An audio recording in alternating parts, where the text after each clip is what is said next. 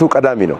በተለይ ለሰሜን ኢትዮጵያ የከተማ ሙዚየም አልነበረም። የዛሬ 44 ዓመት ነው ይሄ ሙዚየም የተከፈተው እና በ1973 ሌላ ከተማ ሙዚየም አልነበረው ወይም ደግሞ ኢትዮጵያ ውስጥ ከሌ የሚባል ከተማ የሙዚየም ባለቤት ነው የምትለው አልነበረም። ስለዚህ የመጀመሪያው ቀዳሚ ነው።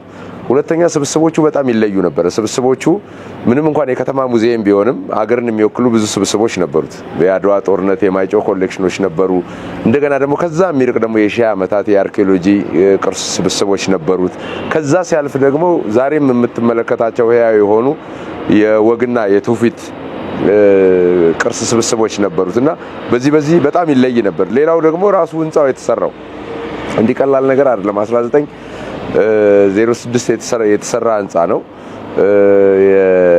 ራሱ የሙዚየሙ የተደራጀበት ኪነ ህንጻ በራሱ ብቻውን የሚጎበኝ ነውና እነዚህ ድምር ውጤቶች ሙዚየሙ ለረጅም ዘመን ጥሩ ስም ኖሮት እንዲቀጥል አድርጓል። ቱሪዝም ያን ያክል ባላደገበት ጊዜ እንኳን ያሁኑ አይነት ትኩረት ባላገኘበት ጊዜ እንኳን 4000-5000 ጎብኚዎች ሄደው የሚያዩት የሚጎበኙት ቦታ ነበርና ይሄ ሙዚየም ተስፋ አስቆራጭ በሆነ ሁኔታ ፈራርሶና ወድቆ ቀርቶ ነበር።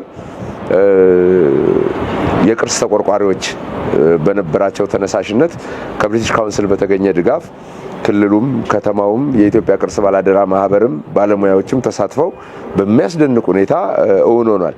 እንግዲህ ይሄ የመጀመሪያው ስቴፕ ነው። አሁንም ስብስቦቹን በማሳደግ ተጨማሪ ስብስቦች መፈለግ፣ አዳዲስ ኮሌክሽኖችን ማሟላት ያስፈልጋል። ሁለተኛ ምድረ ግቢውንም ከዚህ በላይ ማስዋብ አለ።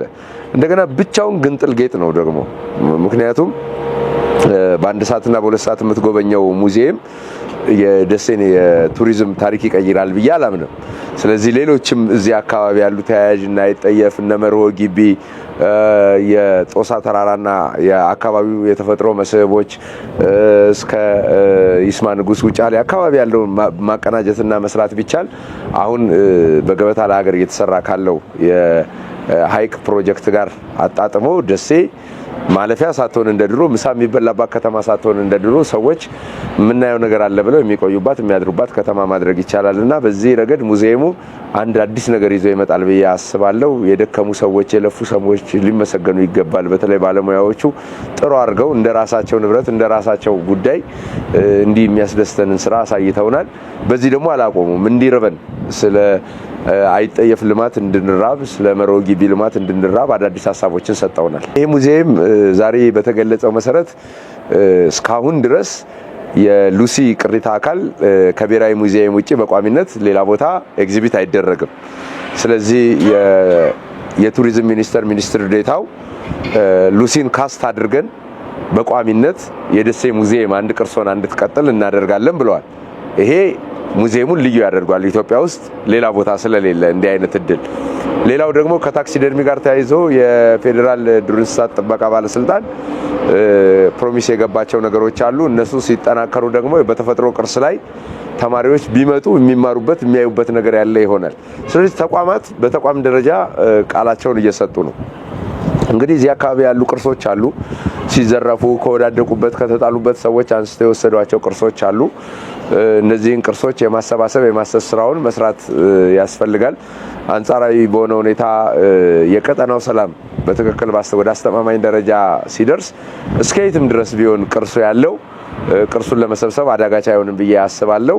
እንደገና ደግሞ ተመሳሳይ ቅርሶችም አሉ።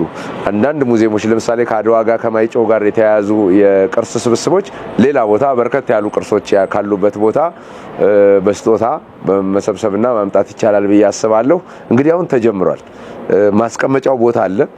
ሙዚየሙ ታድሷል፣ ተከፍቷል። ጎብኚዎች መምጣት ጀምረዋል። ከዚህ በኋላ እንግዲህ በእጃቸውም ያለ ሰዎች ቅርሶቹን ለመጠበቅም ይሁን ወድቀው ስላገኙ እጃቸው ላይ ያስገቧቸው ሰዎች መልሰው አምጥተው ሙዚየሙን ሙሉ እንዲያደርጉ እንደ አንድ የቅርስ ተቆርቋሪ እኔም ጥሬን አቀርባለሁ።